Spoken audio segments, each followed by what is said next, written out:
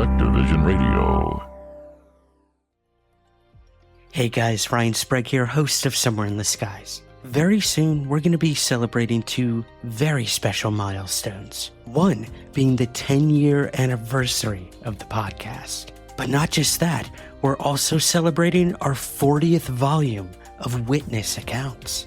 And we want this to be the biggest, most powerful episode we've ever put together of witness accounts.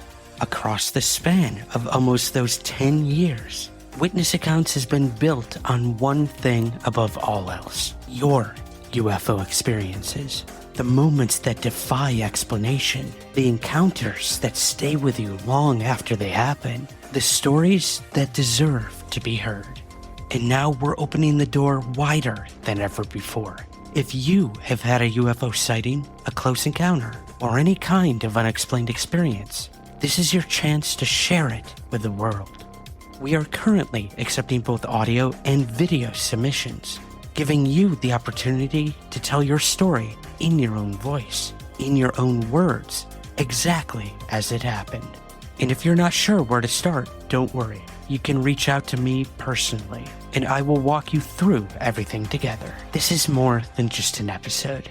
It's a collective record of real people having real encounters. By sharing your story, you're helping to break the silence, remove the stigma, and bring these conversations into the light. And who knows, when we start connecting these stories, detail by detail, we may even begin to find answers hiding within them. So, if you've been waiting for the right moment to come forward, this is it. Reach out to me through email or social media. Email address and links are in the show notes. We want you to take part in one of the most important Witness Accounts episodes we've ever recorded. Your story could be the one that resonates, the one that connects, the one that helps us all get a little closer to the truth, right here on Somewhere in the Skies. I hope to hear from you soon, and as always, keep looking up. The authenticity of UFO cases is usually judged by the credibility of both the witnesses and those who investigate the case. This is no different when it comes to the highly controversial topic of alien abductions. And this was certainly the case for a series of events that happened to 3 women from Stanford, Kentucky in 1976. And it all started with a birthday party. This is the abduction of the Stanford 3. While our government's official position is not to speculate on this subject, we can choose to let our minds explore other possibilities, to use our imaginations. For if we consider that astroscientists agree on one point, that the possibility of life elsewhere is not only quite probable, some feel it is there without a doubt. Let us suppose then that these objects are real space vehicles, extraterrestrial in origin, and not an illusion of the mind.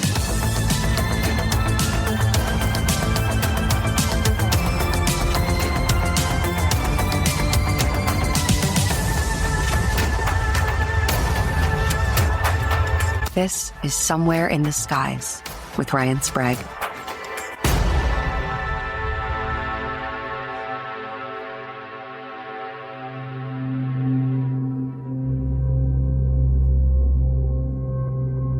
It was January 6th, 1976. It was Mona Stafford's 36th birthday. She was joined by her best friends, Louise Smith and Elaine Thomas, to celebrate the event and just have a friendly dinner together.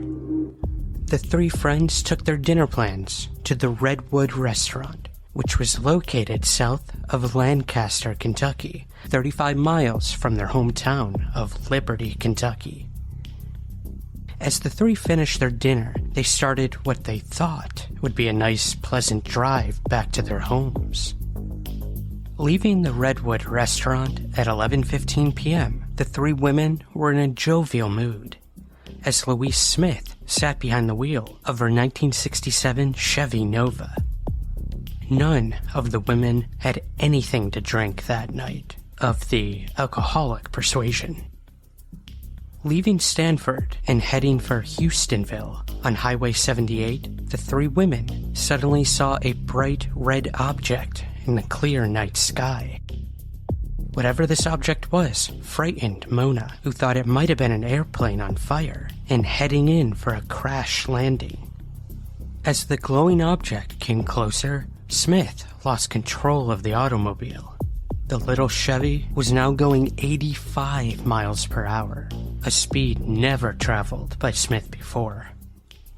In a panic, she cried out, "I can't hold the car on the road." Mona reached over and tried to help her, thinking that something was wrong with the steering wheel. But she couldn't control it either. The car continued its high rate of speed without deviation. Later, Luis would state, quote, "My foot wasn't even on the gas pedal." Suddenly, the unknown object was very close to the car. It followed from behind for a short time, then flipped on its end, coming extremely close to the driver's side. All three women would later recall the same thing. What they were looking at was an enormous, metallic, disc-shaped object with a dome on top, and a ring of red lights around its midsection. The women all saw it close enough to see a yellow blinking light on its underbelly. This metallic disc-shaped object hung over the driver's side of the car for a time before it moved ahead of it on the highway. As it did, a bluish-white light shot into the car, lighting up the entire interior of the vehicle. Later, Mrs. Smith would describe the inside of their car as being filled with a, quote, haze-like air, sort of like a fog. In mere seconds, all three women suffered from a burning sensation so strong that they could not open their eyes because of how truly bright it was. The last thing in the memory of Smith, Stafford, and Thomas was being backed into a pasture entrance in a crazy manner. The entry was flanked on both sides by an old stone wall. 1 hour and 20 minutes later, the three found themselves back in the little Chevy, again driving towards Liberty. They were shaken and tense with exposed areas of flesh, painful from the burns. The three frightened women finally arrived at Mrs. Smith's home, and when they entered, they noticed that the clock in the kitchen showed 1:20 a.m., confirming the trip of 35 miles had taken just over 2 hours. Normally, it took about 45 minutes. They immediately went to the house of their neighbor, Lowell Lee, who confirmed that the time truly was 1:20 a.m. Confused as to what to do next, the women called the police station. The next day, they also phoned the Navy recruiting station. Neither of the two calls afforded them any aid. The Navy station did give some of the details of the event to a Lexington TV station, and not soon after, the story quickly reached the press and was given headline status. The Mutual UFO Network, or MUFON, investigator Jerry Black heard the story of the event and immediately went to work to gain some more details. Black called the three women and asked for an interview, but Smith, Stafford, and Thomas were reluctant at first to relive the event or to have UFO strangers in their home. After a few more calls and convincing and the offering of his sympathy and compassion for their experience, the three witnesses agreed to an interview with Jerry Black. Black invited Mrs. Peggy Schnell of Blanchester, Ohio, to attend. She also had experience with these kinds of cases, and Black felt that the three women might feel more comfortable speaking with a female investigator. The first meeting was more or less an ice-breaking session, but several very important facts were revealed. Black stated that the three women were all obviously in physical pain, and they all were chain-smoking, which they attributed to the experience. All three had an insatiable thirst, and all claimed excessive weight loss since the event. They also gave some details on their observations of the craft, its structure, and its behavior. They would also discuss some of the ill effects that they had sustained. These memories were painful to all three, and they tried to recall details in hopes that someone might be able to help them. Naturally, there were some psychological problems in the aftermath of this experience. Mrs. Smith was having difficulty in performing her everyday duties as an assistant for the Casey County Extension Office. Mrs. Stafford was not only suffering from an eye inflammation, but she was also desperate to know what happened during the missing time. The three women were assured that they would be able to undergo regressive hypnosis and uncover their missing time, therefore alleviating some, if not all, of their emotional stress. Several things were evident to both Black and Schnell during this first meeting. All three witnesses were sincere about what they'd experienced, and that they were suffering from the so-called beam of light that had entered their car, and there were obvious physical scars from the encounter. Stafford's eyes were horribly irritated, and they burned constantly. As for Smith, she had a mark on the nape of her neck. It was roundish, and had a pinkish-gray color to it, the size of a $50. In fact, all three women had this same type of burn on their necks. Here is Louise Smith describing these physical effects. And my neck was burning. Oh, it was hurting so bad, And I asked Mona to look at my neck. And then we all got to comparing, because we were all burning and hurting, And Mona's eyes, they were something terrible. So we looked at our necks, I looked at Mona's and all. We each had a mark on our neck about 3 inches long and 1 inch wide. That just the top layer of skin looked like it had been removed. So we did go to the doctor, and he told us that we definitely was exposed to something like radiation that could have been the reason for the burning, for the hurting in Mona's eyes. Another unusual revelation that came from this meeting was the strange reaction of Mrs. Smith's parakeet. When Smith first arrived home after the experience, instead of her usual happy greeting from the parakeet, she received a frightening reaction. It flew into the side of its cage and fluttered its wings in a wild display of fear. Smith proclaimed that since the first night home, the bird would have absolutely nothing to do with her. Further tests were conducted in the presence of other birds, and when other people drew near, the birds were perfectly normal. But when Mrs. Smith came close, they too panicked. Unfortunately and mysteriously, Smith's parakeet would die of unknown causes in March of that same year. This uncanny reaction was not the only one to come from Smith's presence. The minute hand of her wristwatch began to rapidly spin around its dial. Also, the following week after the sighting, when she touched her bedroom alarm clock, it stopped working altogether. Another quirky problem was noticed when Louise Smith's car developed electrical problems. Driving to work, she was stopped by police who informed her that the signal lights were not working. But the most crucial problem of all of this was the general ill health and weakness of the three unwilling witnesses of this extraordinary event. Because of this, investigators agreed that, at least for the time being, no other details of the event would be released. Walter Andrus of the Mutual UFO Network and Dr. J. Allen Hynek of CUFOS, the Center for UFO Studies, were both informed of the case, and both agreed to wait for details until the three women were in better condition. After the initial interviews, the investigators involved were convinced that the three women's story was disturbing, yet solid as could be. There was no doubt in anyone's mind that these three well-respected women, mature and mentally stable, had seen something so out of the ordinary, and the fact that there was missing time involved had to be explored. An abduction was on the minds of the principal investigators. J. Allen Hynek, was called upon to provide a professional psychiatrist to perform regressive hypnosis on all three of the women. Unfortunately, lack of funding was a big part of the decision as to who would be called upon.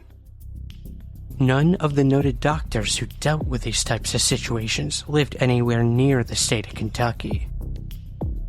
A well-respected ufologist and physician, Dr. Leo Sprinkle, was considered. Sprinkle was a consultant for the Aerial Phenomena Research Organization, or APRO. But he was not called upon because he lived in Wyoming. But, in a stroke of good fortune, Dr. Sprinkle heard of the case and dropped everything to go to Kentucky. When Smith, Stafford, and Thomas were contacted about Sprinkle's desire to help them, they first refused, not knowing of Sprinkle's reputation. At this time, the three women, though needing help, clearly, were still under the impression that in time their problems would pass. And to involve more and more people into the story would only prolong the agony. While not knowing of Dr. Sprinkle, the three women had heard of Jim and Coral Lorenzen of APRO. And this well-respected husband and wife team were called in to try to ease the fears of this story being released nationally. A promise was made to the three women that the regressive hypnosis procedure and its results would not be released to any of the UFO groups for publication until a time that they felt comfortable with it. An agreement was made, and a date was set for the regressive hypnosis, March 7th, 1976.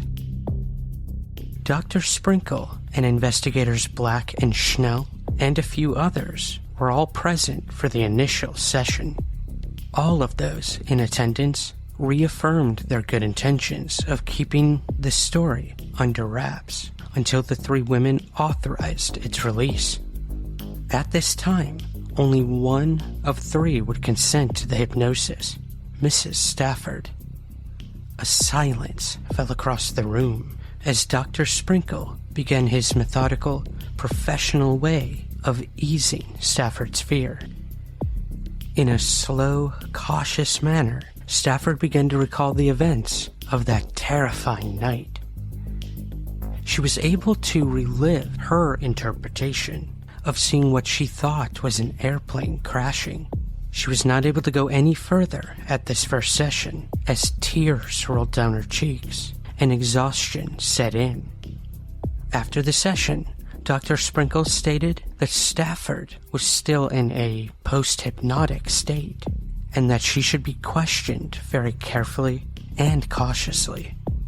After the first hypnosis, Black continued to ask questions of both Smith and Thomas. Mona moved away from the others to rest. Another interviewer began to show Stafford some drawings of aliens. However, the word alien had not been mentioned in the case before this time, out of respect to the three, and also not to lead them in any way. Mona sat and silently looked at the pictures, and then, in a dramatic fashion, she proclaimed, "This looks like the light I saw. It was shaped like that head," pointing to a specific alien on the sheet of paper. Mona sat for a time, thinking about that night. Then she added to her previous statement, "Yes, I can see the face now, but it doesn't seem solid. It comes and goes. I mean, it fades and reappears like in a fog. Its eyes are far apart, and at the bottom, the chin is like that drawing." At this time, she had remembered all she could, but it was more than enough for the investigators to believe that there had been a breakthrough. There was now no doubt, in their minds at least, that an alien abduction had taken place. Dr. Sprinkle was notified the next day of the revelations from Mona and was sent the alien picture that she identified. her statements were logged and sent along as well. There would be a lapse in the investigation at this point. Hey guys, Ryan Sprague here from Somewhere in the Skies, and I want to tell you about something that feels like it was specifically made for us. Those of us who have followed every UFO headline, every whistleblower, every UFO sighting and close encounter that literally defined the past year in UFOs. And that is Anomalous Cards. Anomalous Cards are a one-of-a-kind collectible series, capturing the top 100 UAP and UFO stories of 2025. Preserved, documented, and brought to life in a format you can actually hold in your hands. We're talking about 100 uniquely designed trading cards, each one representing a pivotal moment in the unfolding UAP conversation. Every single card is individually serial numbered, making each piece of art a limited historical archive. Not just a collectible, but a timestamp of disclosure in motion. And here's where it gets even more exciting. You can collect the full story your way. Grab a complete factory set and own the entire timeline of 2025.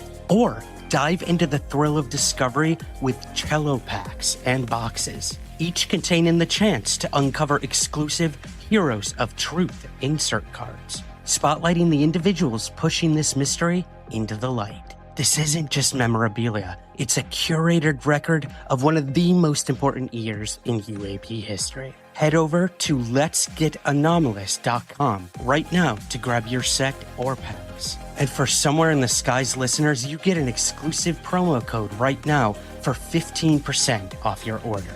That promo code is Somewhere15. Again, go to letsgetanomalous.com and use the promo code Somewhere15 for 15% off your order. Because the UFO story is still unfolding, and now you can collect it all with Anomalous Cards.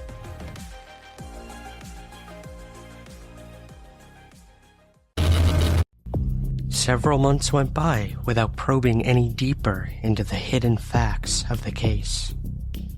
Investigators did keep in constant touch with the three women, albeit in a friendly fashion. Careful not to push them too soon. The three were still locked in fear. Their physical problems continued, and so did the weight loss. Dr. Sprinkle and J. Allen Hynek, all the while, were still dealing with the problem of funds and trying to find a solution to helping these three ladies. Also, investigators were constantly being prodded for more information on the Stanford Three, and as per their agreement, they refused to release any information. While others involved in the case were still trying to find solutions for the financial shortfall, it would be Investigator Black who would find that solution. After lengthy discussions with the National Enquirer, he had struck an agreement with the tabloid. The Enquirer would finance a return trip for Dr. Sprinkle to complete his regressive hypnosis, and lie detector tests would be conducted as well. If the results would verify an abduction, the Enquirer would have exclusive rights to publishing the story. Also, the three women would receive compensation. Black made the move because of concern to the health of the three women, and also to accumulate facts for the benefit of UFO research groups. There was renewed optimism with the Enquirer deal, and there was hope that the hidden facts of that night would soon be uncovered. The next hypnosis session was scheduled for the Brown Motel in Liberty, Kentucky on June 23, 1976. Newly present at this meeting was well-known UFO investigator Bob Pratt of the Enquirer. Though the reputation of the Enquirer left much to be desired, Pratt himself was regarded as an honest, sincere man.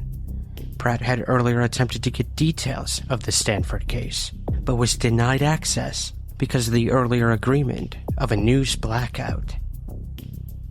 The first order of business on this day would be the lie detector testing. A detective for the Lexington Police Department, James Young, was hired to head the polygraph part of the session. Recognized as an expert in the field, Young began his testing of the 3 women, all done privately for each of the 3. Young was actually a great choice for these sessions, because he was a skeptic as far as UFO stories went. The tests themselves were lengthy, leaving no room for anything but a conclusive result, whether good or bad. After the tests were all completed, Young emerged from the room with an expression of utter amazement. It is in my expertise opinion that Louise Smith, Elaine Thomas, and Mona Stafford were being truthful throughout their entire rigorous testing. There was not a single hint of deception detected. I can fully admit my skepticism going into these tests, but that skepticism was immediately erased after the testing of these 3 women. Next would be Dr. Sprinkle's hypnotic regression. During the regressions, the faces of the 3 women showed the emotional turmoil they were enduring. The details of what occurred on that harrowing night came slowly, hauntingly to the surface. Here is an actual clip of Louise Thomas during one of these sessions with Dr. Sprinkle. It was right over. It was right over you? Okay. Okay. What is it? Oh. It looks like it's going to crash. God, what is it? Didn't know what it was. It was really frightening. What happens now? I don't want to look at it no more. So frightening, it's hard to look at? Yeah.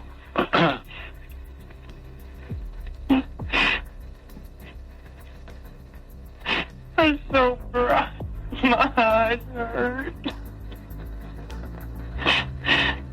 The light hurts your eyes?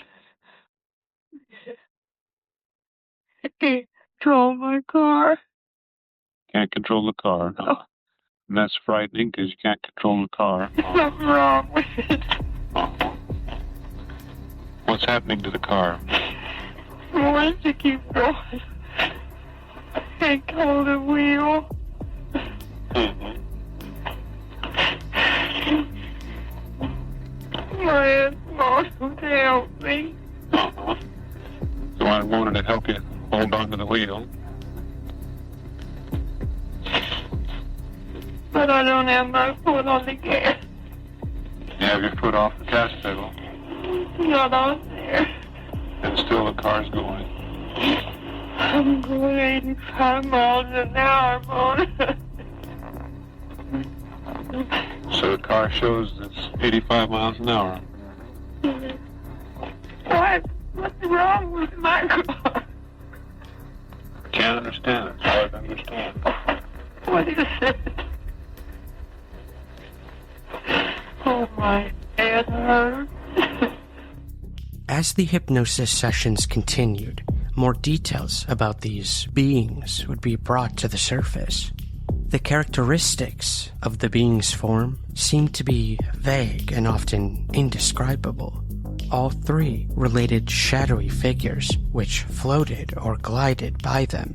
They also recalled the frightening 1 eye or 2 eyes, which also hovered over them.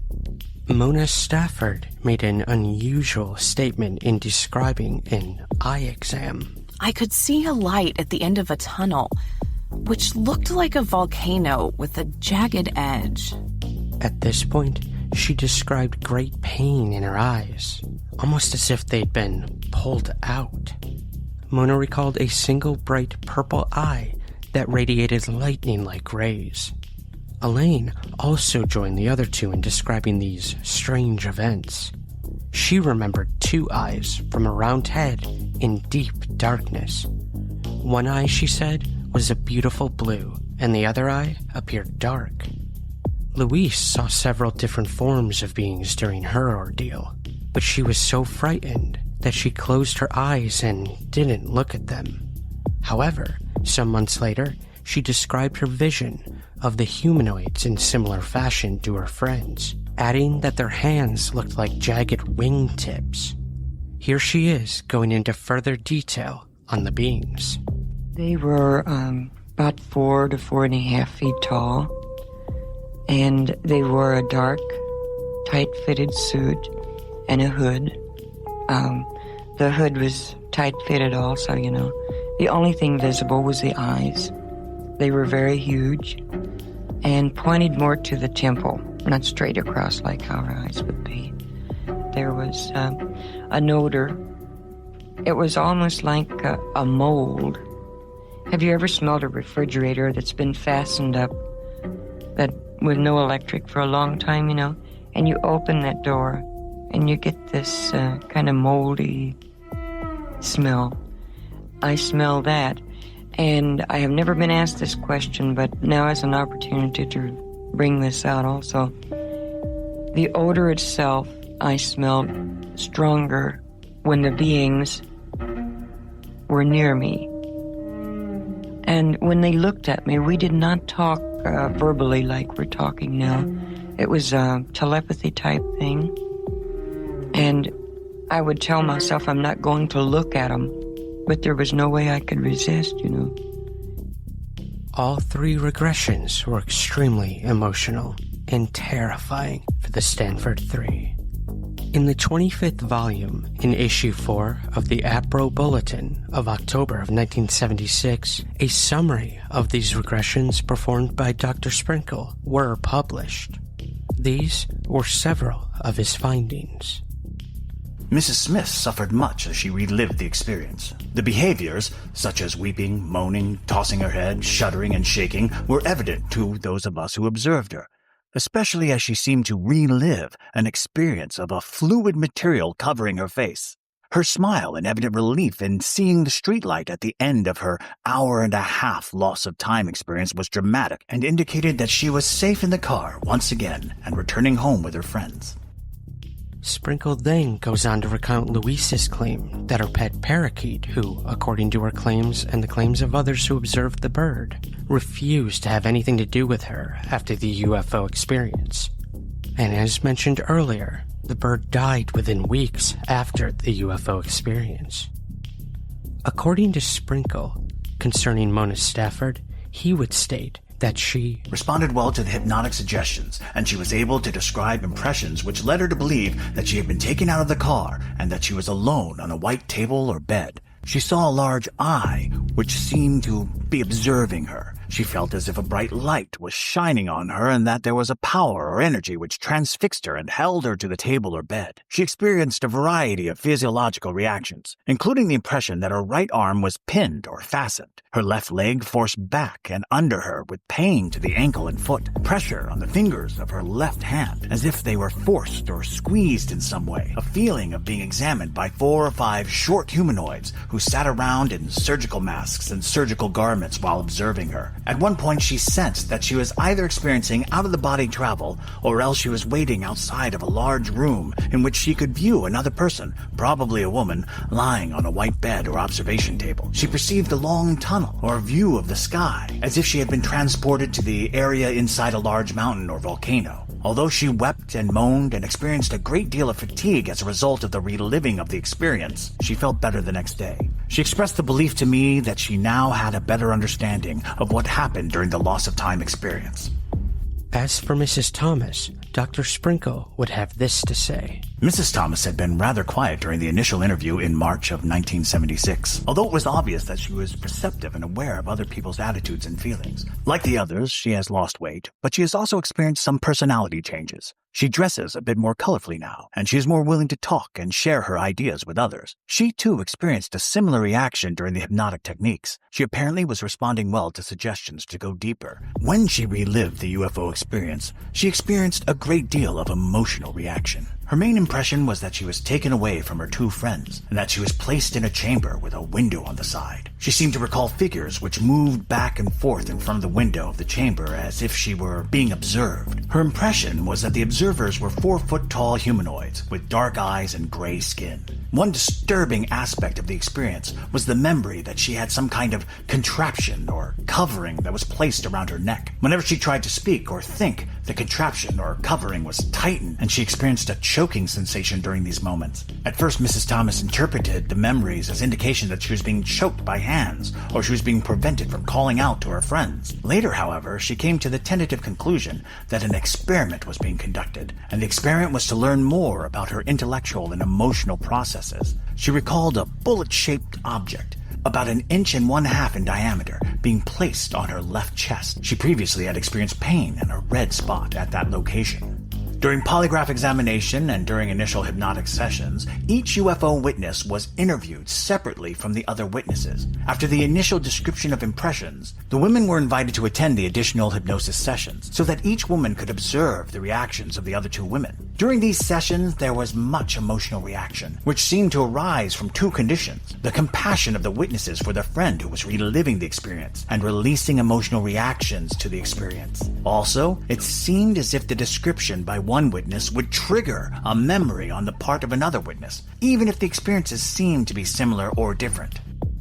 In his conclusive paragraphs, Dr. Sprinkle reports, In my opinion, the UFO experiences of these women are a good example of the type of apparent abduction and examination which seems to be occurring to more UFO witnesses. I believe that the investigation could be continued with the hopes of attaining further information about their experiences. However, the present evidence suggests to me that the women have cooperated sincerely and openly in describing their reactions to their UFO sightings and loss of time experience. And the polygraph examination and hypnotic regression sessions have been useful in uncovering their impressions of the UFO sighting and subsequent events. I believe the case is a good example of UFO experiences because of the number and character of the witnesses, and because the results of further investigation through polygraph examination and hypnotic regression sessions. All of the women were taken aboard some type of craft and subjected to physical examinations, according to them. These examinations were harsh in nature, and while there was not any sexual components to any of it, during the abduction, they were restrained in embarrassing, humiliating positions, according to all 3. Mrs. Smith would reveal that her exam took place on a table. Mrs. Thomas's were inside of a capsule with an unusual-looking noose-like device around her neck, which tightened painfully if she tried to speak. Mrs. Stafford's exam was in a chair-like device. All 3 of the women recalled having their bodies scanned and instruments used which exerted pressure on their limbs. Mrs. Thomas recalled a tube with a bullet-like tip on it which probed her chest, and she also recalled a warm liquid being applied to her face and body. Mrs. Stafford also recalled the warm liquid. One fact that all 3 agreed on was that these beings communicated with them by telepathy. Not once was an entity mentioned to have any type of mouth. Some interesting facts about the craft itself were revealed by Mona Stafford when asked to elaborate on her description of the tunnel or volcano. She would now add to previous information that she was looking through a tunnel which lit up into a room brightly. She could see a square table with a helpless woman on it, surrounded by small figures clad in white. The small beings were closely examining this woman. In her own words, I'm not sure if the person was Elaine or Lou or maybe even me. While it's almost never argued that the Stanford 3 had a close encounter with some sort of craft that night, it can be argued about the entire abduction angle to all of this. The 1970s were rich with landmark abduction cases, including the 1973 Pascagoula, Mississippi incident, the 1975 Travis Walton incident, and the 1976 Allagash, Maine abduction. In UFO lore, this period became known as the humanoid era and also coined the period of high strangeness. Some skeptics have pointed out that the timeline of the Kentucky case was suspiciously close to 2 highly publicized events. First, The Betty and Barney Hale case from 1961 was made into a made-for-television movie in October of 1975. The film, which starred James Earl Jones, made a splash on NBC just 10 weeks prior to the experiences of Mona, Elaine, and Louise. The second event was in early 1976 when the National Enquirer upped its reward to $1 million for definitive proof of the existence of extraterrestrial life.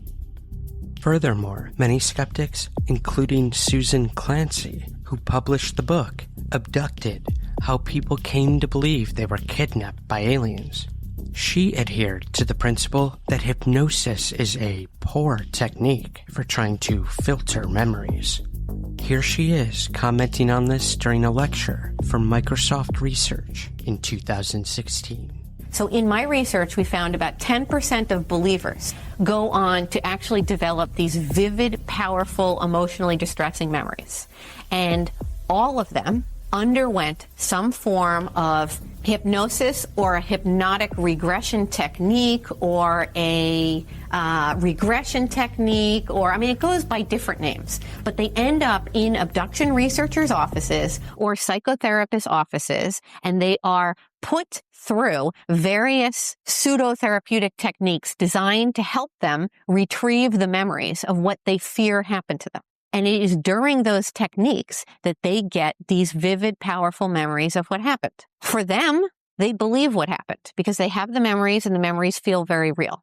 But the problem is 3 decades of memory research shows that hypnosis or any technique like hypnosis that lulls you into a relaxed, suggestible state, one in which your normal reality constraints are relaxed. Any technique that lulls you into that state, you run the risk of creating false memories.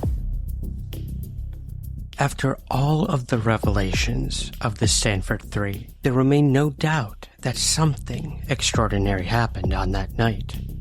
Several profound claims were put on the table. The 3 women had encountered a flying craft of unknown origin. They had been abducted by beings unknown.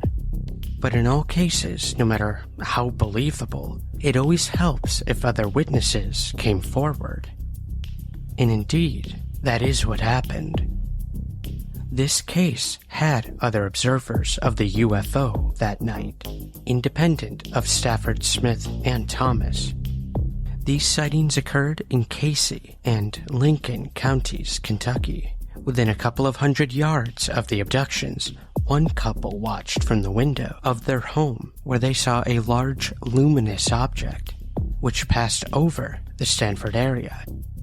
This occurred about 11:30 p.m. Other observers reported also describing a ring of reddish-orange lights around a disc-shaped flying object. 2 teenagers out for a joyride stated that they chased a low-flying UFO after it had hovered over a manufacturing plant in Stanford. They chased the strange object all the way to Danville, Kentucky, and there they reported the object to the police. Another very significant report came from the owner of the property where the 3 women's abduction took place. The farmer stated that down the road from his house, he witnessed an unusually low-flying object, which shot a white beam of light to the ground. Could this in fact have been the precise time of the abduction itself? The Stanford 3 case, or as it's also known as the Kentucky 3 abduction, sparked many headlines and news segments throughout the years, most notably that of Lex 18, the NBC News affiliate in Lexington, Kentucky. The women say that their car finally stopped after going nearly 85 miles per hour. But the car didn't stop entirely. In fact, they say it backed up, heading towards a very dark area, an unknown farm to all 3 of the women. What happened after that forever is written in UFO history. Regressive hypnosis at the Brown Motel in Casey County took the women back to the strange darkness. A Lexington police detective gave Mona, Louise, and Elaine polygraph tests. After the session, everyone involved found the women to be truthful. While the hypnosis helped the women, it did not explain why they could not fit the unexplained experience in their natural lives. Over the years, Mona Stafford wanted to talk about what happened, but Elaine and Louise didn't like to. And when they passed away, Mona was left to ponder alone. But this wasn't the only mainstream coverage this incident would receive. Elizabeth Orndorff, a Danville, Kentucky-based playwright, would write a stage play inspired by the events of the Stanford 3. The play, titled High Strangeness, premiered in Danville in September of 2010. Elizabeth Orndorff shares with us what it was like researching the case, actually meeting one of the 3 women, Mona Stafford, and also speaking with the Navy recruiter who originally investigated the case. And Elizabeth also shares with us what it was like telling the story for the stage of the Kentucky 3. I first heard about the Kentucky 3 incident from a newspaper article in our local Danville, Kentucky newspaper. It was in one of the looking back articles of 30 years ago, 25 years ago. It got my attention immediately and compelled me to write a play about it because it was within 15 miles of where I lived, and people around here are very interested in plays about Kentucky. And I had always been interested in UFOs, aliens, any of that sort of thing, and it had always fascinated me. I was definitely interested after finding out that one of the 3 ladies who had been involved in the abduction was still alive and living about 35 miles away. So that all kind of came together. This would make a great play. The last woman of the 3 who was living, Mona Stafford from Liberty, Kentucky, was in her 70s. And I found out that she was alive, and I even talked to the newspaper reporter who had done the original article. She was still writing for the Danville paper. So I met with her and got all the details about Mona, and then eventually met Mona. That was fascinating to hear a first-person account of being abducted by aliens. That was fascinating. The other person that was wonderful to meet, and it was by accident, I found out he still lived in Danville, was Roger Compton, who was the Navy recruiter that the 3 women went to and reported the incident. They wanted to report it to someone in the government in uniform, and the only person they could think of was the local Navy recruiter. And that man still vividly remembered the incident and was able to recall it and talk about it at great length. The K3 case seems to be one of the most important alien abduction cases because it was so well documented. Roger Compton always said he truly believed that the 3 ladies believed what they said. Although it's been over 45 years since this case, there has been not one negative comment on the details presented by Mona Stafford, Louise Smith, or Elaine Thomas. And the Stanford, Kentucky abduction is still considered one of the best documented abduction cases in UFO history.